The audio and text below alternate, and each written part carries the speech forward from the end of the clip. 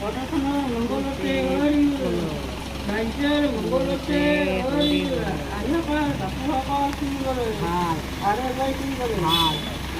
মোৰ নাম হৈছে মিতালী। মিতালী মানে কি জানেনে? মিতালী মানে হৈছে বন্ধুত্ব। ৰাখিছে মোৰ মা দেউতাই হ'ব চাগে। পাঠশালা নামটো সুধিছিল ন? পাঠশালা কি হ'ল? পাঠশালা মানে কি? পাঠশালা মানে শিক্ষা, পাঠশালা মানে পঢ়াশালী হৈছে। পঢ়াশালী মানে কি যে শিক্ষা সেইকাৰণে শিক্ষা নকৰে। আৰু লগতে আমাৰ ভ্ৰাম্যমাণৰো নকৰে বুলি কয়। ভ্ৰাম্যমাণৰ ক্ষেত্ৰত আমাৰ কোহিনুৰ, আবাহন বহুত কেইজন ডাঙৰ ডাঙৰ থিয়েটাৰ পাঠশালাত আছে। গতিকে শিক্ষাৰ ক্ষেত্ৰতো বহুতখিনি আগবাঢ়া আৰু সেইকাৰণে নামটো বোধে পাঠশালা। আমাৰ আচলতে উদ্দেশ্য বিশেষ একো নাছিল যে আমাৰ কিবা জন্মদিন বা কিবা এনেকুৱা একো উদ্দেশ্য নহয়। আমি বহুত দিনৰ পৰা কথা পাতি আছিলোঁ যে আমি ক'ৰবাত যাব বিচাৰোঁ আৰু এনেকৈ। তো হঠাৎ কথা পাতোঁতে আমাৰ হিমন্ত দা মানে তেখেতে মোক ক'লে, যোৱা পৰহি দিনৰ কথা আছিল চাগে, হঠাৎ আমাৰ কিবা দুপৰীয়া এটা আলোচনা হৈ আছিল। তেখেতে ক'লে যে ক'ৰবাত যাব লাগিছিল আমি এনেকৈ, ক'ত যাব পাৰি? মই গুগলত চাৰ্চ কৰিলোঁ, মানে আমাৰ পাঠশালাৰ পৰা ওচৰ হয়। গুগলত চাৰ্চ কৰোঁতে অভয়াপুৰীৰ এইখনৰ কথা পালোঁ। কিন্তু এই দাদাৰ এইখন আৰম্ভ হোৱাৰ সময়ত মই গম পাইছিলোঁ, অভয়াপুৰীৰ এজন মানুহে মানে কৈছিল যে এনেকুৱাকৈ অভয়াপুৰীত এখন আছে আৰু নতুনকৈ খুলিছে আৰু এনেকুৱাকৈ কৈছে। আমি আলোচনা কৰি হঠাৎ সিদ্ধান্ত ল'লোঁ যে আমি দেওবাৰে যাম। সেইকাৰণে আমাৰ উদ্দেশ্য বুলি ক'লে একো বেলেগ একো নাই, আপোনালোকক লগ কৰাই আমাৰ উদ্দেশ্য। কেনেকুৱা লাগলো? আমাৰ ভালেই লাগিল আহি। আপোনালোকৰ কেনেকুৱা লাগিল আমাক লগ পাই? ভালে লাগিছে। বাকীবিলাকে একো নকয় নেকি? আমি বহিয়ে কথা পাতিম, এইটো মিটিং নহয়, হয়নে নহয়? মই পোনপ্ৰথমতে এই অভয়াপুৰী বয়োজ্যেষ্ঠৰ যে আশ্ৰম, এই আশ্ৰমখনত থকা প্ৰতিগৰাকী আই মাতৃ, আমাৰ দাদা খুৰা সকলোকে মই সেৱা যাচিছোঁ। আৰু এই অনুষ্ঠানটো নেতৃত্ব লোৱা আমাৰ শ্ৰদ্ধাৰ বিনোদ বিহাৰী নাথ ডাঙৰীয়াকো মই এই চেগতে ধন্যবাদ জ্ঞাপন কৰিছোঁ আৰু তেখেতক মই সেৱা যাচিছোঁ। আমাৰ বিনোদ বিহাৰী দাই এটা কথা কৈছে যে এইখন আশ্ৰমত কোনবিলাক থাকে? অসহায় মানুহবিলাক থাকে। কিন্তু মই অসহায় মানুহ বুলি নকওঁ, যে পৃথিৱীত মানুহক কোনো এজন মানুহকে অসহায় কৰি দিয়া নাই। আমি যেতিয়া পৰিয়ালৰ মায়াত বন্দী হৈ যাওঁ, আমাৰ ল'ৰা ছোৱালী থাকে, আই পিতাই থাকে, হয় নে নহয়, মা দেউতা থাকে, যেতিয়া আমি তেওঁলোকক আমি অন্তৰত লৈ ল'ম, বেছিকৈ অন্তৰত লৈ ল'ম, তেতিয়া আমাক কোনোবাই যদি এৰি যায়, তেতিয়া আমি অলপ অসহায় অনুভৱ কৰোঁ বা দুখ পাওঁ। কিন্তু আমি যদি বেলেগ জীৱ জগতৰ লগত যদি আমি তুলনা কৰোঁ, যে চৰাই চিৰিকটিৰ লগত যদি তুলনা কৰোঁ, চৰাই চিৰিকটিৰ মৰমটো কিমান দি থাকে, বাচ্ছাবিলাক উৰি নোযোৱালৈকে থাকে। ঠিক তেনেকুৱাকৈ আমি যদি সকলোকে আপোন কৰি লওঁ, তেতিয়াহ'লে সকলোৱে সকলোৰে আশ্ৰয় বা নিৰাশ্ৰয় নহয়, হয় নে নহয়? হয়তো কোনোবা ল'ৰা ছোৱালী কিবা এটা অসুবিধাত আপোনালোকক সংগ দিয়া নাই, কিন্তু ভগৱানে আপোনালোকক আমাৰ বিনোদ বিহাৰী দাৰ নিচিনা কিছুমান মানুহক আপোনালোকক সহায় বা সংগী হিচাপে দিছে। তাত আজি তেখেতেই আপোনালোকৰ আপোন, যে যেতিয়া যিজন মানুহে আপোনাক সংগ দিয়ে তেওঁৱে আপোন। আমি ল'ৰা ছোৱালী বাদ দিলোঁ, আই পিতা বাদ দিলোঁ, বোৱাৰী বাদ দিলোঁ, আমি যিখিনি সময়তে যাৰ পৰা যি সহায় পাওঁ তেখেতেই আমাৰ সংগী, হয় নে নহয়? গতিকে আমি আজিৰ পৰা ইয়াতে আমি কোনোৱে অসহায় হিচাপে আমি ভাবিব নালাগে, হয় নে নহয়? আমি চবৰে সংগী, সকলোৱে সকলোক সহায় কৰিম, হয় নে নহয়? আৰু মোৰ নামটো হৈছে দিগন্ত পাটগিৰি, মোৰ ঘৰ পাঠশালাত। দিগন্ত বুলি ক'লেও কি নাজানো, কিন্তু অন্তহীন বুলি কয়। আৰু আমাৰ সকলোৰে নামবিলাক মাক দেউতাকে ৰাখে, আৰু মাক দেউতাকে কেতিয়া ৰাখে? জন্মৰ পৰা 6 মাহৰ ভিতৰতে ৰাখে, য'ত ল'ৰা বা ছোৱালীজনীয়ে গমেই নাপায়। আৰু মই ভাবোঁ মোৰ নামটো মোৰ আই আৰু পিতা, আমি আই পিতা বুলি কওঁ, মোৰ মা দেউতা নকওঁ, আই পিতা ৰাখিছিল। আৰু মোৰ আই পিতা নাই। গতিকে আমি আচলতে আজি যে আহিলোঁ, পৰহি আমি দুপৰীয়া এঠাইত বহোঁ। আমাৰ সম্পদ তালুকদাৰো আছে, তেওঁ ল'ৰা ছোৱালী থ'ব আহে, ছোৱালী থ'ব আহিলে আমি একেলগে বহোঁ, এঠাইত বহোঁ। মই ভাবিছোঁ যে ৰবিবাৰ আজিৰ কথাটো ভবা নাছিলোঁ, আমি অনতিপলমে যাব লাগে, ক'ৰবাত ফুৰিব যাব লাগে। ক'ত যাওঁ? আমি বিভিন্ন মঠ মন্দিৰতো যাওঁ, ধৰ্মীয় অনুষ্ঠানত যাওঁ, পাহাৰ জংঘলত যাওঁ, কিন্তু আমি এটা ব্যতিক্ৰম অনুষ্ঠানে যে আমি আমাৰ জ্যেষ্ঠ আই মাতৃসকল, দাদা খুড়াসকল য'ত থাকে, একগোট হৈ য'ত থাকে আমি তাতে যাব ইচ্ছা। আৰু এই ক্ষেত্ৰত আমাৰ সমাজৰ লগত, সমাজৰ প্ৰতিটো স্তৰৰ সমাজৰ কাম কৰি আহিছে মিতালী গোস্বামী, আমাৰ ভণ্টিৰ নিচিনা, আমাৰ বহুত সমাজৰ বহুত ডাঙৰ ডাঙৰ অনুষ্ঠানৰ লগত জড়িত। আৰু মই মোবাইলত বেছি নাজানো, কিছুমান কথা ক'ব লাগিলে মিতালী কয়, মিতালী এইটো চাই দিয়ে। তাৰমানে নিজৰ দাদা, মোৰ নিজৰ ভণ্টি নহ'লেও নিজৰ ভণ্টিৰ দৰে, আৰু মই মিতালীৰ নিজৰ দাদা নহ'লেও মোৰ দাদাৰ দৰে ভাবে, আৰু গতিকে মই দাবী কৰিব পাৰোঁ ভণ্টি হিচাপে, মিতালী এইটো চাই দিয়া। ঠিক সেনেকৈ কৈ দিলোঁ, কৈ দিয়াৰ লগে লগে মিতালী চালে।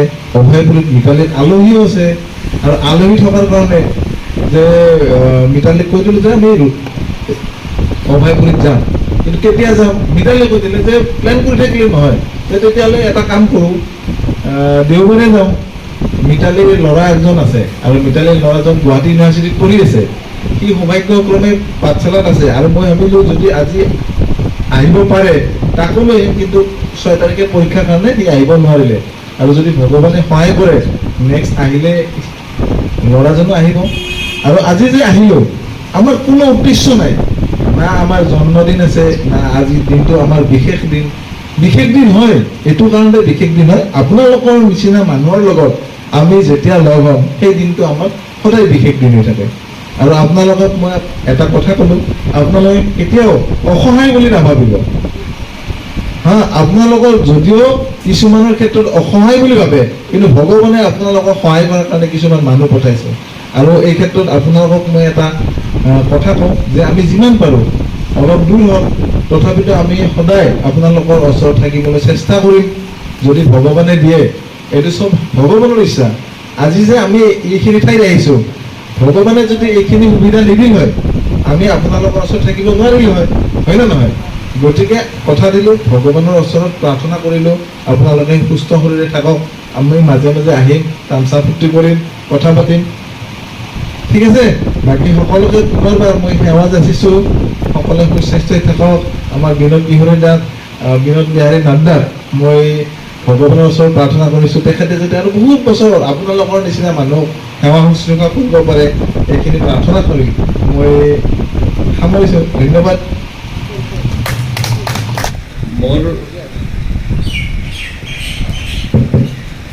মোৰ নামটোতো জানিছেই আপোনালোকে, মোৰ নাম শৈলেন্দ্ৰ কলিতা, শৈলেন নহয় আচলতে শৈলেন্দ্ৰ কলিতা। মোৰ নামটো আচলতে ৰাখিছিলে এজন গণকে। মোৰ দেউতাই নাম ৰাখিছিলে শংকৰ, দেউতাই কওঁতে শুনিছিলোঁ, কিন্তু গণকে ক'লে নহয়, আকাৰ ইকাৰ নথকা নাম ৰাখিব নালাগে। তেতিয়া গণকে ক'লে শংকৰটো বাদ দি শৈলেন ৰাখি দিলে, শৈলেন্দ্ৰ। সেই হিচাপত মোৰ নামটো শৈলেন্দ্ৰ ৰাখিছিলে, গণকৰ মতেহে আছিলে মোৰ নামটো। বাকী গণকৰ নামটো মনত নাই, পাহৰিছোঁ। আছিলে, এতিয়া পাহৰি গৈছোঁ। আৰু মোৰ ঘৰ এনে পাঠশালা টাউনত নহয়, টাউনৰ পৰা মোটামুটি 5 কিলোমিটাৰ ডিষ্টেঞ্চ উত্তৰ ফালে যাব লাগিব, মেৰিগুচি গাঁও, তাতে ঘৰ।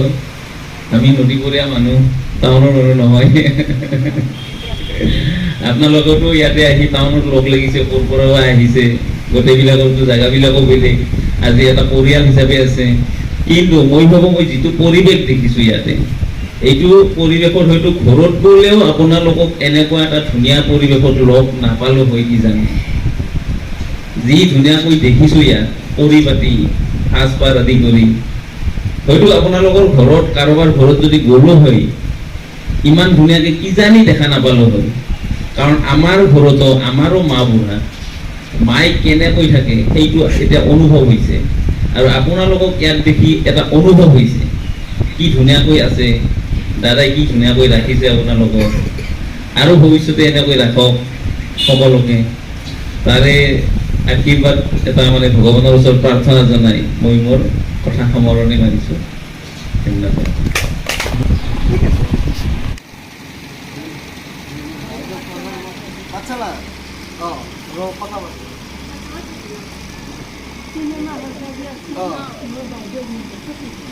হয় নেকি?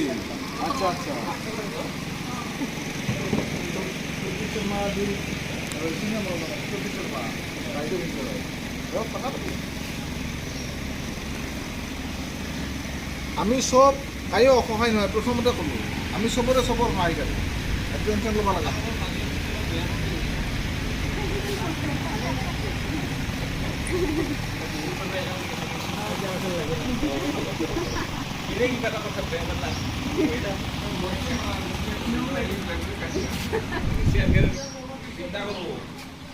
তারপরে এখন গ্রুপ এই তেজর সম্পর্ক একটা মনে লগ হই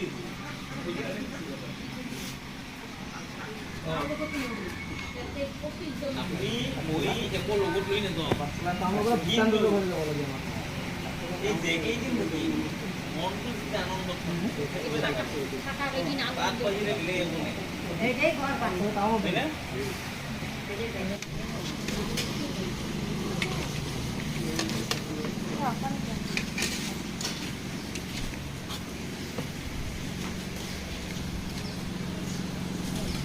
অলপ অলপ কিছু লাগি আৰু দি দিম নহয় লাহে লাহে খাই থাকক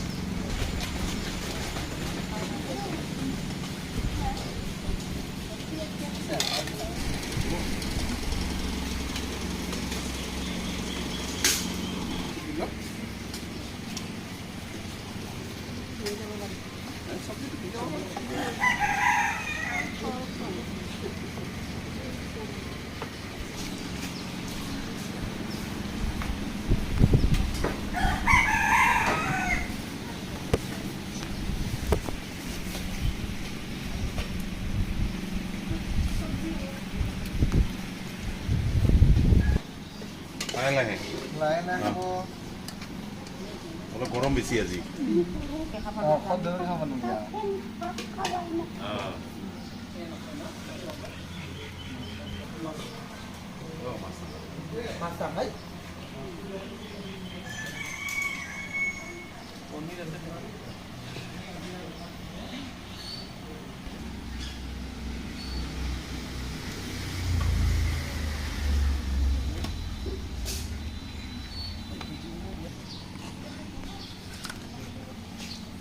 লাহে লাহে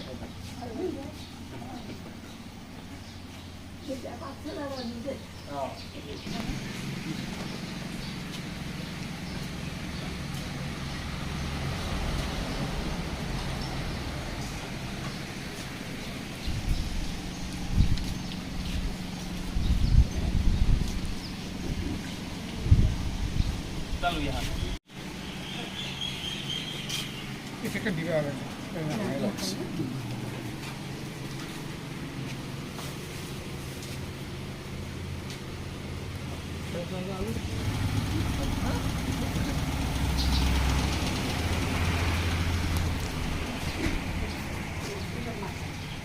আপনি মাংস খাই না